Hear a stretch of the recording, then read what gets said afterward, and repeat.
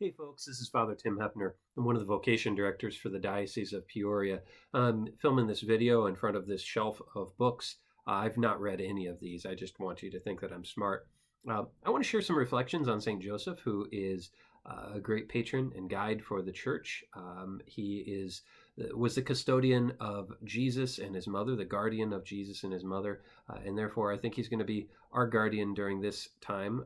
And just to maybe give you a little bit of spiritual supplement to distract you from whatever other work you're supposed to be getting done right now. Let's read the gospel together. A reading from the Holy Gospel according to Luke.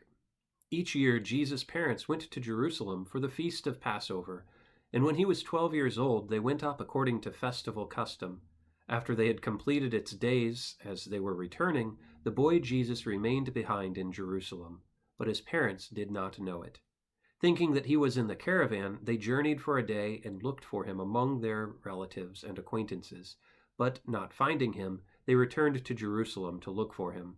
After 3 days, they found him in the temple, sitting in the midst of the teachers, listening to them and asking them questions. And all who heard him were astounded at his understanding and his answers. When his parents saw him, they were astonished, and his mother said to him, "Son, why have you done this to us? Your father and I have been looking for you with great anxiety." And he said to them, "Why were you looking for me? Did you not know that I must be in my father's house?" But they did not understand what he said to them. He went down with them and came to Nazareth and was obedient to them. The Gospel of the Lord. What a beautiful gospel reflection. First, I want to go through some of the things that St. Joseph can teach us as we go through this time. As I said, Joseph wants to guide and shepherd us. He wants to hold us close to his son Jesus. He wants us to remember to entrust our fears, anxieties to Mary. So I have this really great holy card that I got from Monsignor Sipple, who gave our young clergy retreat. It's a holy card of Joseph. I like that, by the way. Look, he's like, "All right, I am so tired." And the angel's trying to nudge him awake, trying to say, "All right, Joseph, let's get going." And the passage underneath, I don't know where this came from. I don't know who came up with this, but it's brilliant. It says, "The angel awakens Joseph to the Father's call to take Mary as his wife, to choose a family and a destiny far beyond his own personal dreams." For me, just in my own life as a priest, in all the adventures, sometimes surprising adventures, sometimes very difficult adventures, it's such a great reminder that it's Joseph who first responded, and he responded promptly and quickly so that Mary and Jesus could be protected and guided. So Joseph teaches us a few things. First, he was always prayerful. He wouldn't have been able to encounter the angel. He wouldn't have been able to know God's will if he weren't prayerful. So it's so important for us in these days to keep up habits of prayer.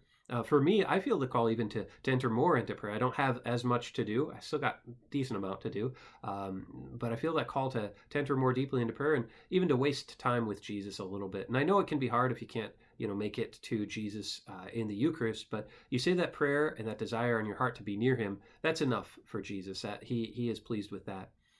St. Joseph also deals with the unknown very well.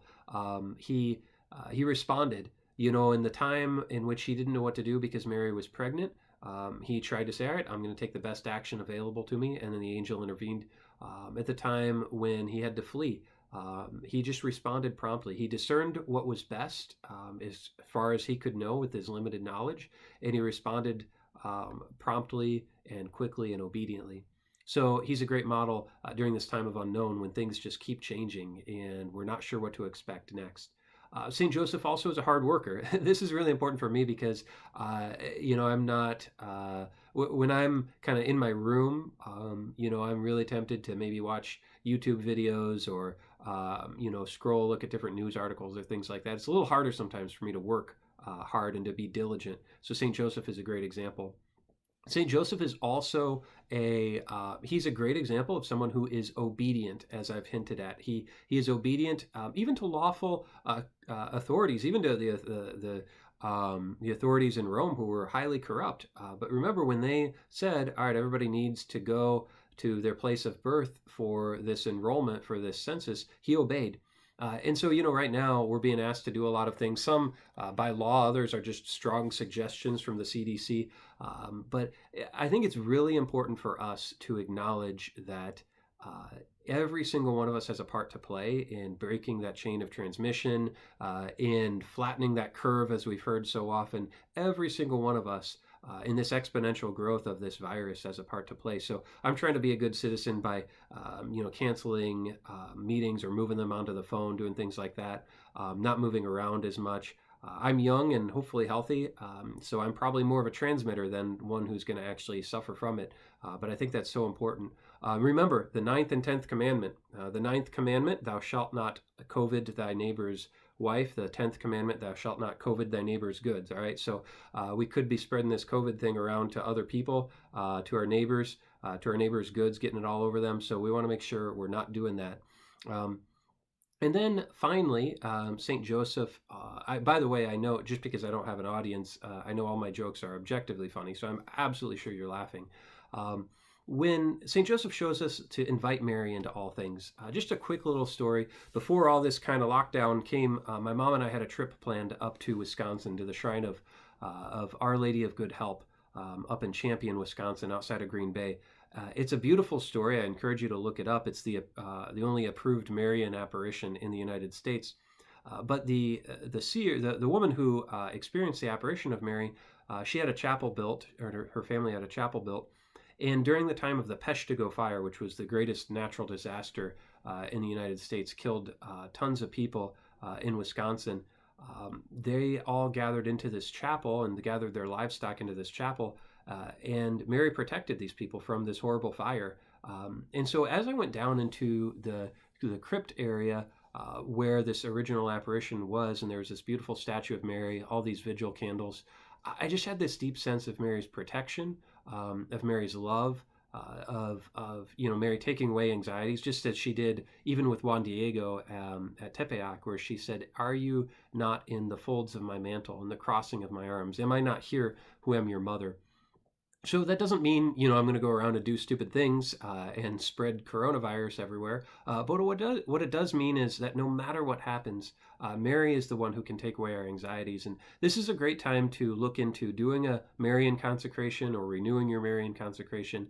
St. Joseph was not afraid to take Mary into his home, so neither should we be. Just to kind of wrap up, on not as related to Saint Joseph, but there are some difficulties in our thinking that I think need to be addressed. One, by the way, as you've been told to wash hands, I have this. It's almost out, as you can see. I know it's kind of backwards but this is Wash Your Sins Away hand soap. It reduces guilt by 98.9% or more. It kills sins on contact for liars, cheaters, or wrongdoers. So I highly suggest getting yourself some of this. And then also to clean your soul, because a lot of parishes are still having confession available. So to do this, people have asked if I can do confession over the phone. Sorry, I can't. The church says I can't. But besides that, we're used to thinking linearly and locally. So we're used to thinking of increase as just kind of, gradually increasing. If there's going to be more of something. So maybe there was one case of coronavirus yesterday, so then there's two, then there's three, and then there's four, and then there's five. We all know, probably what exponential growth is, but it's so hard for us to think of that intuitively. So just for us to realize, I remember when somebody first explained investing. You want to try to invest when you're young, because that exponential growth, it keeps going up and up and up. Not to bring up the stock market now, but the same thing applies, hopefully in the opposite way. We want to make sure that we realize, this thing is spreading exponentially. It's anywhere up to maybe 3.1 people somebody who has coronavirus comes in contact with who can get it. So we want to make sure that we're aware of that. And then also we think locally, so we say, well, there's, I don't see these cases around me. As we know, there's not as much testing being done. And so they're there. Those cases are there, and they might not be near you today, but they can be tomorrow. So to think about, what is our moral duty? What is our moral obligation during this time? Well, our moral obligation really is to stay home as much as possible. Now, I know this gets into, people, there's lots of people who work in restaurants and bars and other places, and they get their money that way. So some creative things, some people are going out and buying gift cards from those places. One thing you might think about doing is now donating to St. Vincent de Paul. They're going to, have to feed a lot of people. Maybe you could buy food and, go to those places to get takeout or things like that. But I think this is a time for creativity, but there's also a time for great caution and a time to trust in the Lord, but to be smart. So I'm really grateful for every one of you. I'm grateful that you continue to pray for vocations. Our seminarians are all they're doing well. They're handling this just as everyone else is. They're taking one step at a time. We're gonna have all of them home here pretty soon. But just make sure you're praying for an increase in vocations as our heart continues to long for the Eucharist, that absence, and that we're also knowing that the Lord really, really, truly does want to provide for us. He has not abandoned us. And so we entrust ourselves to St. Joseph. So, St. Joseph, guardian of the church, protector of the Blessed Virgin Mary, terror of demons, pray for us. Thanks, guys. God bless.